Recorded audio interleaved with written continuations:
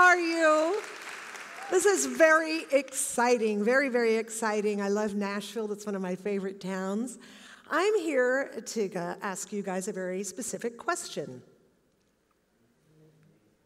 What do I want? What do you want? Have you ever asked yourself that question? What do I want? I never really did until about 2005. A little background. I was born and raised in Hollywood, California, a first-generation American. It's where my parents moved to after they met in New York in the 50s. My dad was Bulgarian. He spoke 5 languages. He was an incredible man. He was beloved by everyone who knew him. He had so much integrity. But he lived in Bulgaria, and he wanted a better life. He was drafted into the Bulgarian army at 19 years old, and while he was there, one day, in passing, he sees that there are 12 seltzer bottles sitting on the back of a truck. And he looks around, and nobody's there, and he takes them. I don't know why he took them, for no reason other than probably he wanted to give them to his father, who had a little inn. But he was caught, and the Bulgarian army decided to make an example out of him. And so they sentenced him to 3 years and 4 months in jail, which he did. He got out early at 3 years for good behavior. He decided to stay in Plovdiv, the town where the jail was, and he eventually met a young woman, and they got married. Soon she was pregnant, and while she was giving birth, she died in labor. And their son was born, but my brother Emil died 4 months later. My dad, I think, experienced trauma. He wanted to be free. He wanted to leave this communism. And so he thought, I want to go to America. Not so easy to do. You can't just leave a communist country. So he tried to escape. And they caught him. And they put him into a forced labor camp. While he was in this forced labor camp, he saw a pattern starting to develop. He was a coal miner, and he was working during the days, but he noticed that at night these trains would come in, and these trains blocked a certain visual point where the guards were. And he became friends with the guard, and he said to this guard, bribing him with a pack of cigarettes or a carton of cigarettes, "Listen, do you think I can get on the night shift? I'm more of a night person." And so the guy said, okay. So my dad now has a plan. He starts looking at all of the trains and when they come in, and he's starting to see the pattern. And one night on the night shift, at about 1:30 in the morning, he says to the other people and the guards, "Listen, it's getting a little chilly. Do you think I can go down and get some firewood for the fire?" And they said, I think that's a good idea. And he said, "Can I bring my friend Richard with me? Because the 2 of us will save time." So the guard said, okay. They timed it perfectly. The trains came up.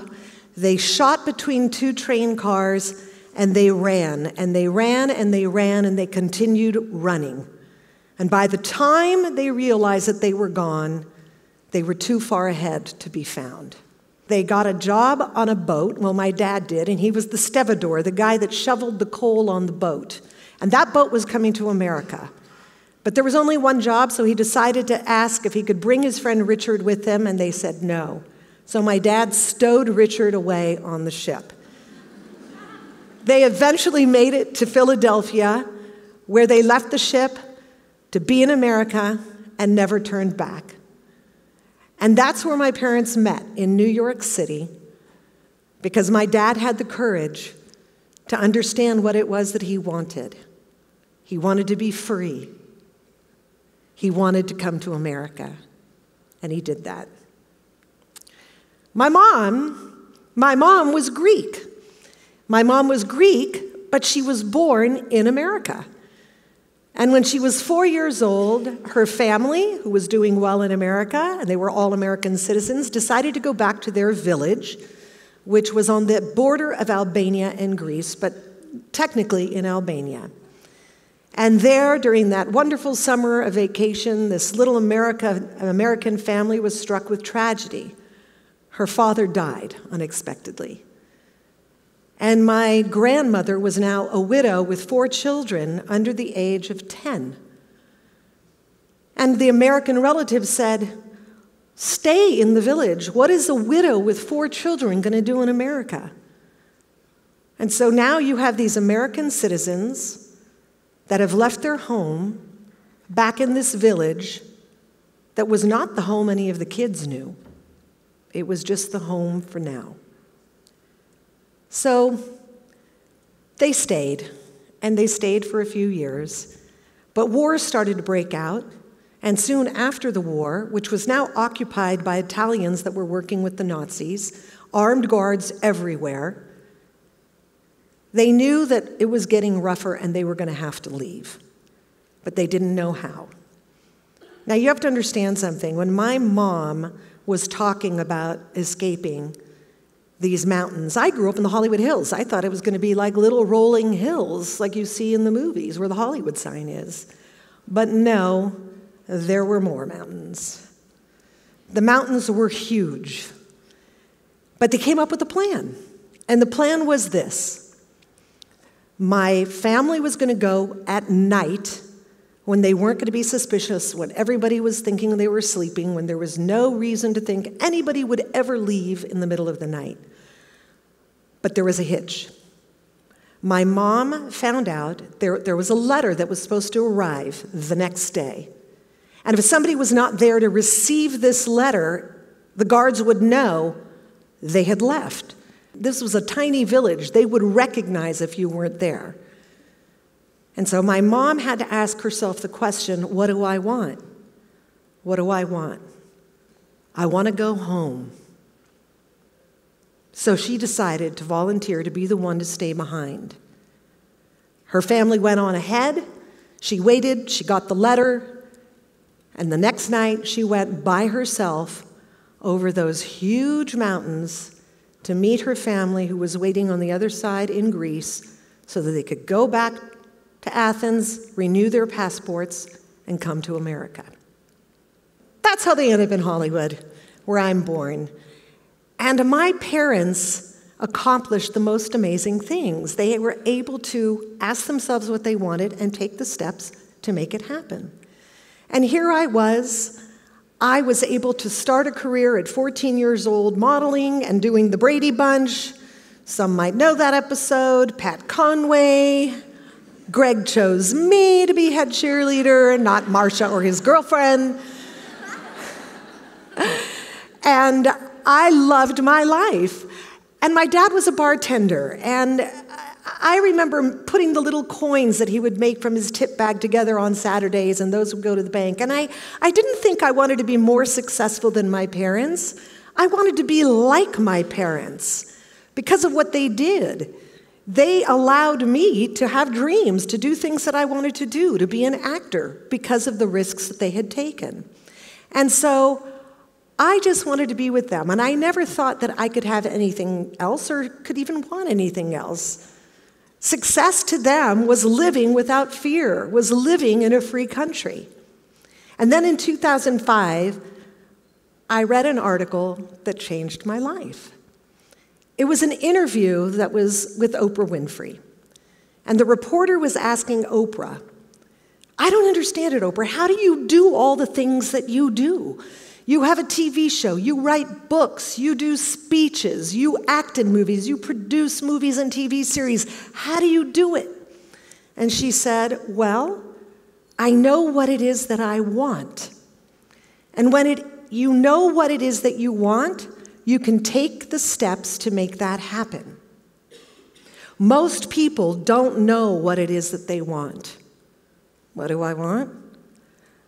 That was a terrifying question to me. How could I even want anything? Like, I felt that that's a question you can't ask yourself.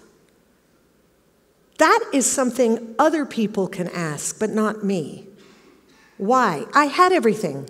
In 2005, I had the greatest parents. I had an amazing husband, children. We had our health. We were living the life. To ask a question like, what do I want, felt selfish. It felt greedy. It felt that I couldn't. And so I didn't ask the question. I tried to ask it, but I kept getting shut down. I wouldn't even allow myself the fantasy of asking that question. But as an actor, we have an actor's game, and that's called what if. So I started thinking, what if I could want something? What would it be? What if? And so I'd go jogging, and I'd go walking, and I'd go hiking, and I'd be asking myself that question. What if I could want something? What would it be? And one day, the answer came to me. Music. Music was the thing that gave me joy. When I look back on what gave me joy as a child, it was music. I would sing Ode to Billy Joe at the drop of a hat. And by the way, what the heck is going on in that song? My mom and I would drive in the radio. I would hear music on the radio, and she would say things to me in her Greek accent like, that song going to be a hit. And we would sing along. I took a job as a ticket taker at a concert venue called the Universal Amphitheater because all summer long I could take the tickets, but we were allowed to watch the concerts.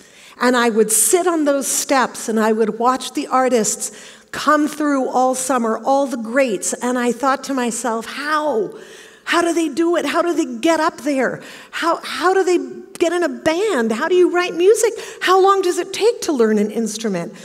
I didn't know how to make that happen.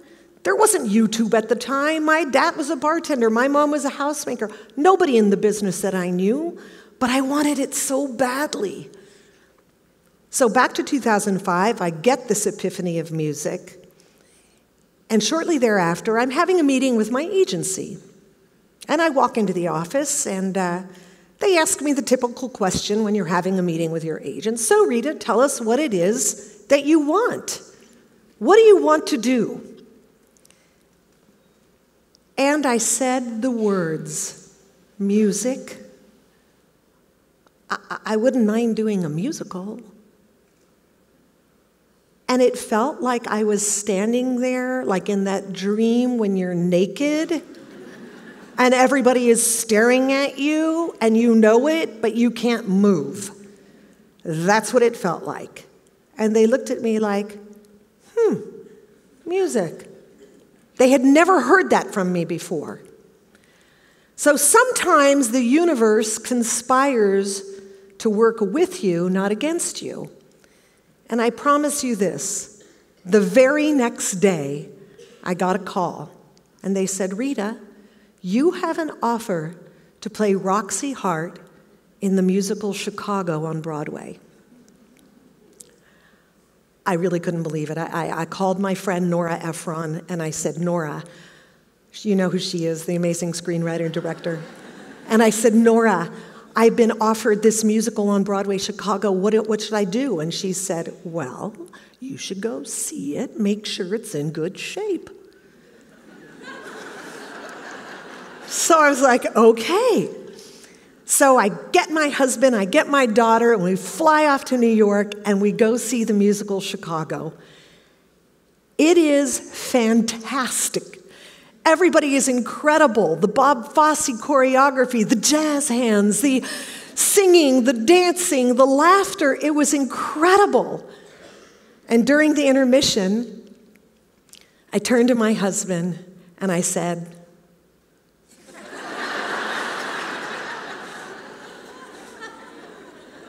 there is no way I am doing this musical. And he said, you are doing this. I said, I'm too terrified. I can't do this. I turned to my daughter, hoping that she would agree. And she said, no, you're 1,000% doing this.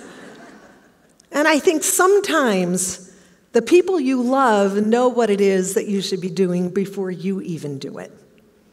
And so I did Chicago the musical on Broadway.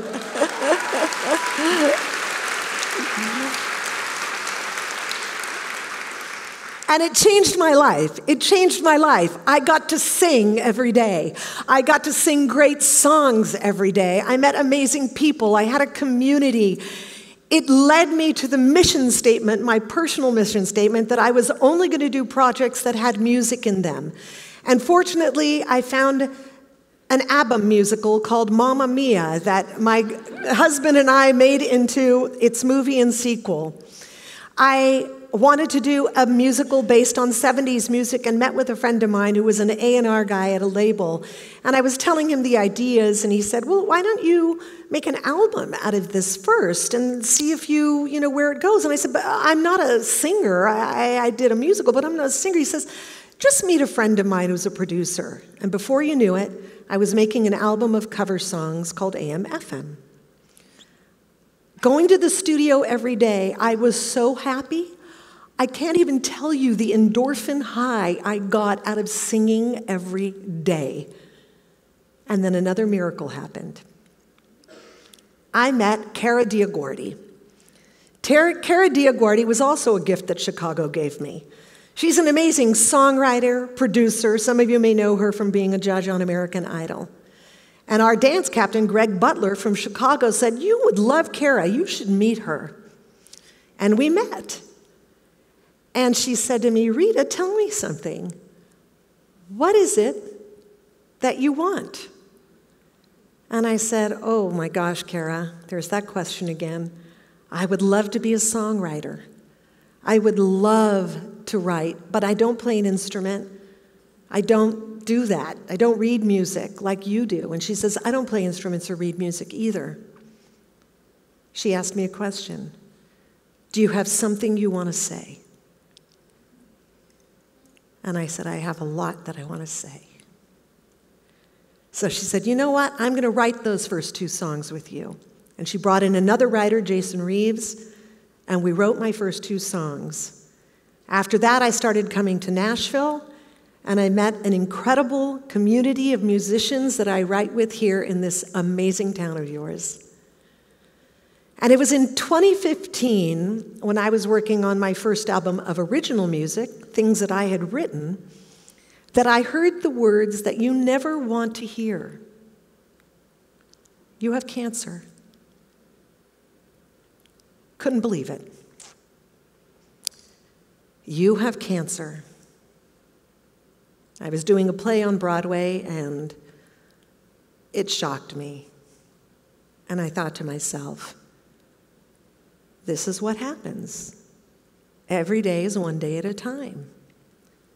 But I also knew, even though I was going to have a bilateral mastectomy and reconstruction, that there were some things I had to get off my chest. And I had to ask myself, what do I want? And so I had some things that I wanted. I wanted to have some discussions with my family. I wanted to talk to my husband. And I told my husband that I wanted two things. That if I were to die before him, that I wanted him to be very sad for a very long time. And that I also wanted to have a party. I wanted to have a celebration. I wanted it to be about life and joy and telling stories and having sparklers and having a good time. Because I had found joy. I was happy. I was happy to be alive. I was happy to be songwriting. I was happy to have found my passion. Now, my parents, they came to this country. They exhibited enormous, enormous courage. My dad knew what he wanted. He wanted to be free. He wanted to live in America. My mom knew that she wanted to come home. Now, I'm not at all equating the risks that my parents took to the risk of being able to say you want to write music. But sometimes it feels that way. When I sign CDs after a show and people come up to me and they say, I can't believe you're doing this now. This is so incredible. I've always wanted to, and then fill in the blank. Because we get the message somewhere in our life that you're joyfully saying, I love singing, and somebody goes, you can't sing, you're tone deaf. Or you're dancing and you're having the best time and everybody's like, you have 2 left feet. Or you say to your parents, I want to be a poet. And they say, if you're going to be a poet, I'm not paying for you to go to college. And those dreams are squashed and you're put into your corner and you go off and you do something else and maybe you're not that happy and maybe that little dream is still living inside of you. And that, to me, was what I had found. I was lucky enough to find that and answer that question. Music gives me joy. I chose this picture because this is exactly what I feel like in my body when I'm singing. It is an exhilaration. It's never too late to find out what it is that you want. At that songwriting camp that I did, where you saw that picture with all these amazing Nashville songwriters, I had this title of a song that was about that experience, about what it was that I wanted if I were to go before my husband and family. And I was able and lucky enough to write it with Christian Bush and Liz Rose, 2 amazing songwriters.